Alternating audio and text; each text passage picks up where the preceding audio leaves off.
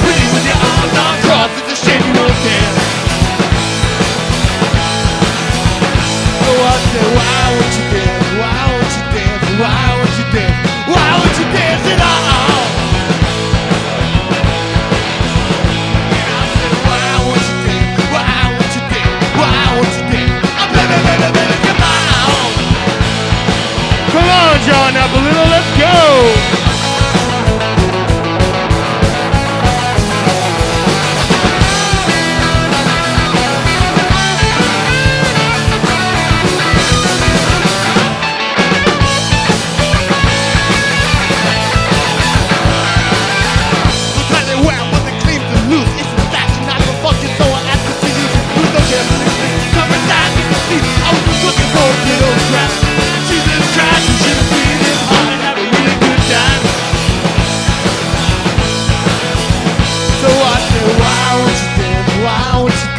Why won't you dance? Why won't you dance at all?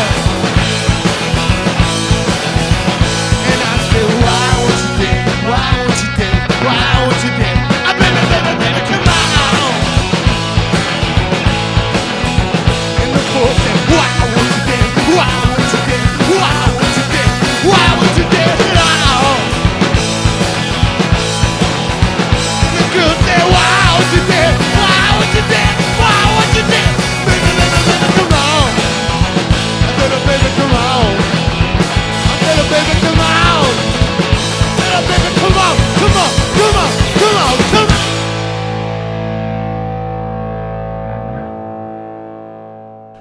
Well, the meeting that brought us all here, I guess, is me and Doug.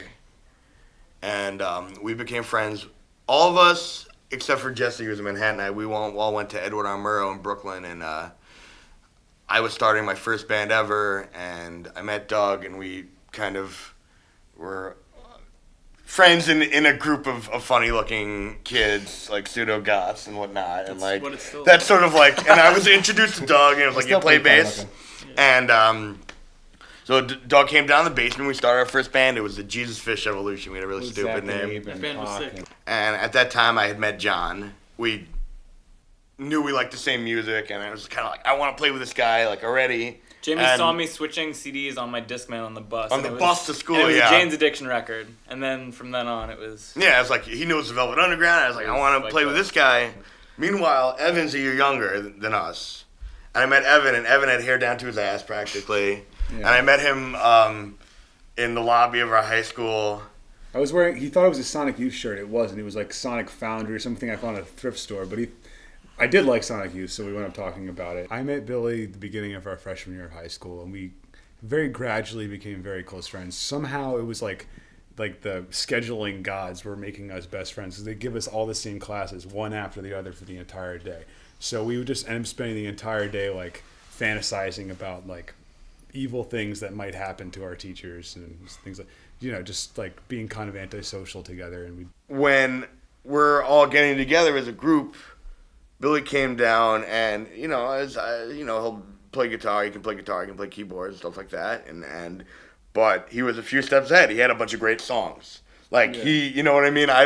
We were just trying to play a few songs for my solo record and see what happens. Yeah. And then, one of the first times we all played together, he played Sunbeam Sunscreen. It's actually his fault that we became a real band and not just Jamie's backing band, because he was the first person besides Jamie to walk in and be like, I have this song I want to play. At first he was like, well, that's great, let's jam on that, but we're just backing up Jamie. And it was like, no, but this is a great song. And then it was like, well, if we're playing songs that aren't Jamie's, we're playing everyone's songs, then are we a real band? And it's like, well, let's get a name. And let's stop being Jamie Fry and Friends. Let's be like, which is a stupid name anyway, and let's become the Brooklyn What? I was roommates with Billy in college at New Paltz University. I was in a band with him called Savage Panda. Practiced 3 songs only and played only one show, or maybe 2.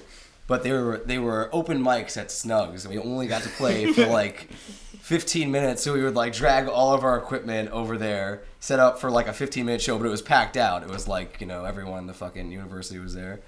Everyone at the university. The same drummer from high school who left, that John replaced, formed the Brooklyn What with us, and then did the exact same thing. Again. And with 3 days before maybe our second gig, we played one gig with the first drummer, And we're about to go on our second gig, the original Freddy's Bar. And this guy's, oh, well, I'm just going to be in New Jersey. So Billy's like, well, I have a drummer. And so we all got together, and we never met Jesse before, and we wait. Jesse was the And we wait, and we wait. And then hours and hours. And then Jesse shows up. with 240s. And he sits down at the drums, and then that's us, like, ever since, pretty much. Like, you know, Jesse just came and sat down, and, like, you know, that was when we really started sounding like the Brooklyn What, like that. You know, that's where the band now really starts. And that was what, like 4 or 5 years ago?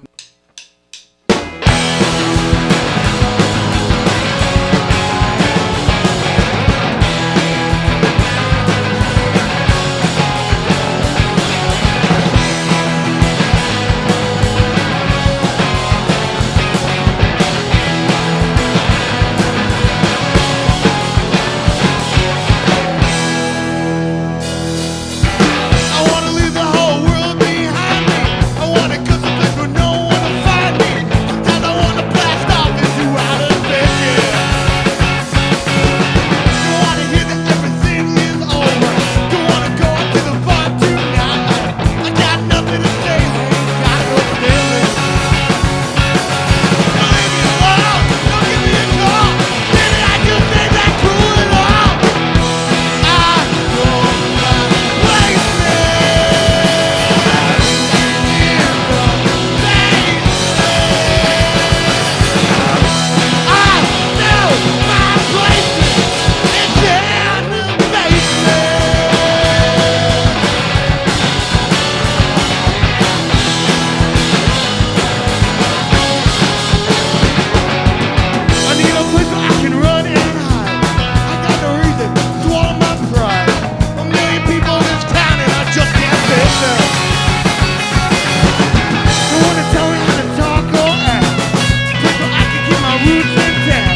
Sometimes I just wanna go back to the bedroom. Go ahead, that's all your job. Once I go down, you know I ain't coming up. I know my place in the basement. I know my place is in the basement. In the basement.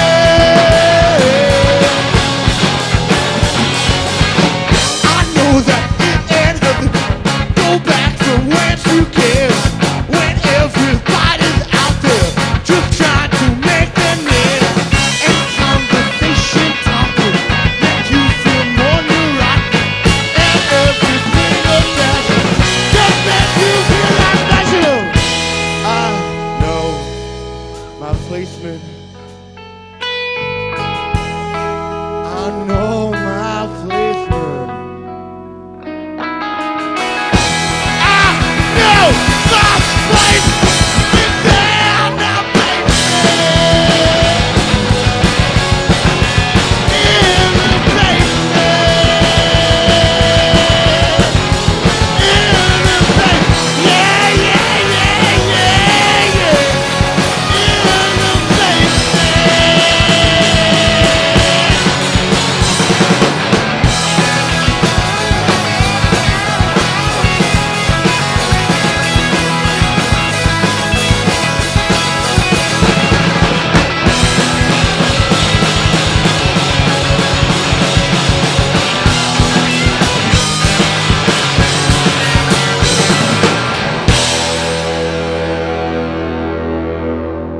Well, Basements is a song, I guess kind of in the thematic genealogy of In My Room by the Beach Boys or In the Garage by Weezer. And I mean, the basement is where I've had band practice since I was 15 years old. It was my parents' basement, and we still play there. We had a band member, 6 band members, Billy Cohen, and he passed away, and I didn't want to deal with anyone or anything, and all I really wanted to do was go back to that place of playing music and like just kind of retreat, and like that kind of just where that came to me. And I always did sort of want to write a song about where we play, and because, you know, And it's like, there's like garage rock, and I fucking hate garage rock, really. But I feel like we're basement rock. Like you know what I mean? Like the basement's a member of the band in the way. Like we haven't switched to a rehearsal studio really ever, and that's like in a way like that's where we're comfortable doing what we do. Like in down there in the basement, So Jamie and I were at a party at a bar somewhere, and Jamie had his leather jacket on, and he just pulled out, a handful of paper, and it had the lyrics on it,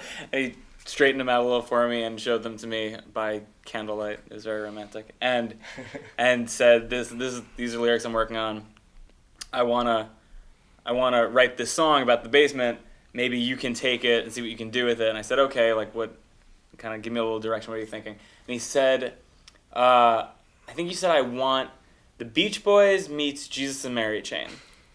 And I said, okay, that sounds cool. And then I took it, and I just didn't fucking do that at all, apparently. Like, I mean, I tried, but it came out, as something else. Like, when I don't know if it was when I was working on it or when I finally brought it in for the guys and we started doing it all together, but it just kind of very naturally, it was just like, first time out of the gate, this is how the song's going to be. And it ended up a bit more in, like, the Replacements vein, kind of, which is fine or by GBV me. kind of. Or Guided by Voices, something like that, yeah. But, I mean, since those are obviously big influences on us, too, that's just fine.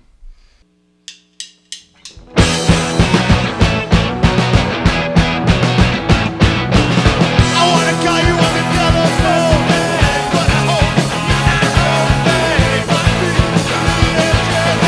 but it's all through the man. Give me shit up and down my spine. Every time you walk by, baby, I let no doubt. I think about you when I freak out. She gives me spasms. Oh yeah, oh yeah. She gives me spasms. Oh yeah. Oh yeah, I got spasms and they're getting worse. Most people think it's a curse. Don't care what other people say. Take each other anyway. Baby, I'm the man for you. Something inside me just know the truth. Cause in my head come out of my mouth. The way baby wanna scream and shout. She gives me spasms. Oh yeah, oh yeah. She gives me spasms. Oh yeah. Oh yeah, spaz out y'all.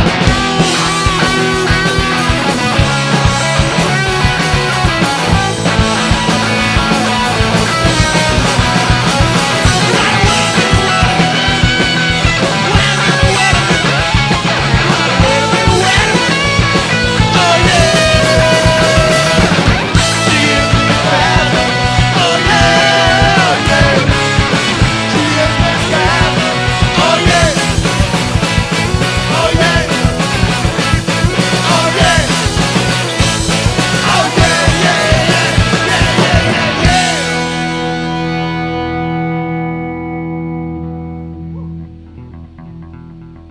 Where did She Gives Me Spasms come from? Oh wow, this is gonna be great to to share with the world. Don't worry, everyone knows. At some point in college, I developed a nervous tick, and like this is so like I kind of like I had a great time in high school. We were all hanging out playing music. I got to college and I was so fucking freaked out.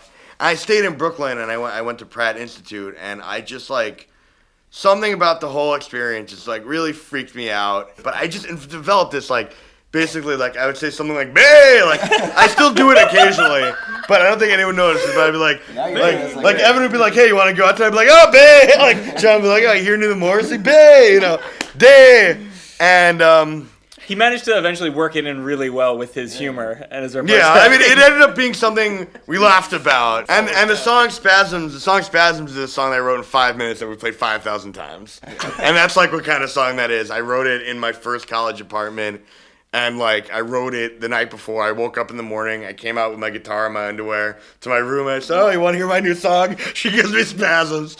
And And a lot of the first record ones are like that, that. you know. An important note about it too. Me and John recorded it in my room, and we decided to make the backing vocals Jamie Spasms. So if you listen carefully, we're not going A, O, we're going Bay, Bo, all the backing vocals. That was a really weird session. It's like Evan and I around this little mic in the corner of his room, like staring into each other's eyes, going Bay, Bay, Bo. Bo. It was Yeah. very odd.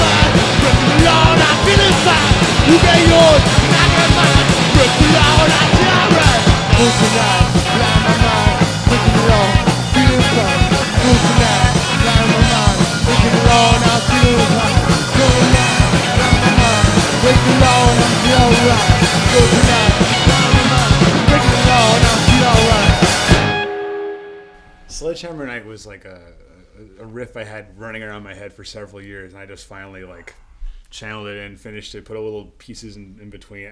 I like writing instrumental music, and I can't ever do that for the band. I figured out a way that I could make something that was instrumental but still have a place for lyrics.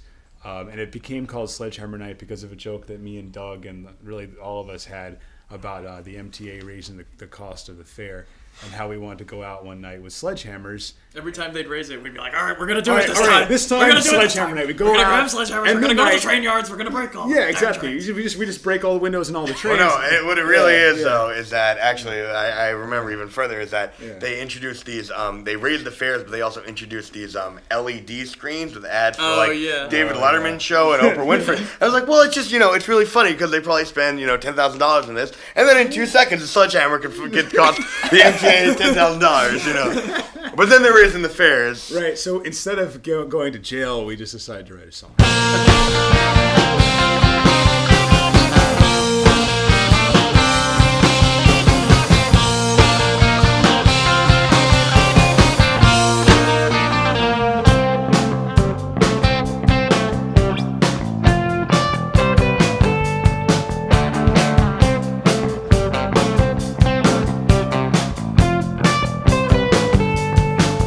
Growing up on the edge of the city's a drag. Fat head father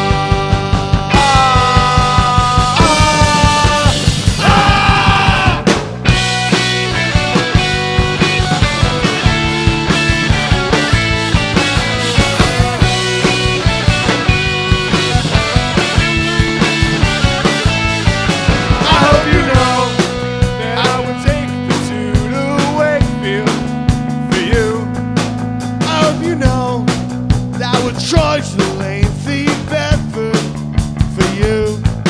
I hope you know I would stab 1,000 young bees for you. You were born an urban explorer, searching for the truth.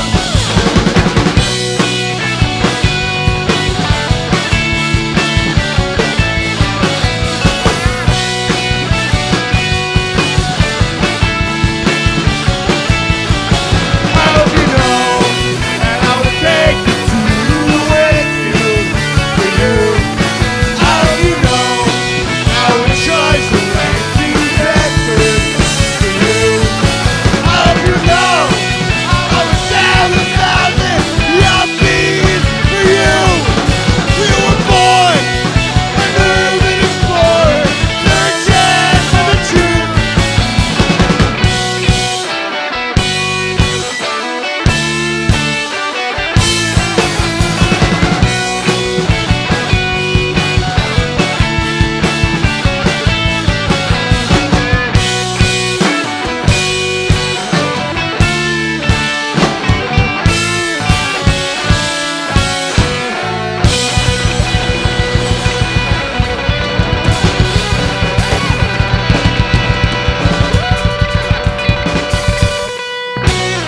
The song Late Night Traveler, the seed was planted after we had recorded our first record, and you guys, we had gone to your house.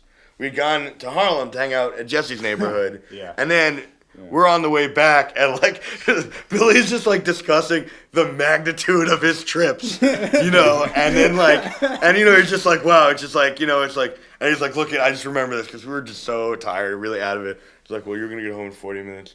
You're gonna get home in 60 minutes. Like, I'm gonna get home in 2 hours. And then and then the next time I saw him, he had a piece of paper. I'm a late night traveler. I seek adventure. I was born an urban explorer, searching for the truth. And it's like that act of taking the subway on these fucking adventures.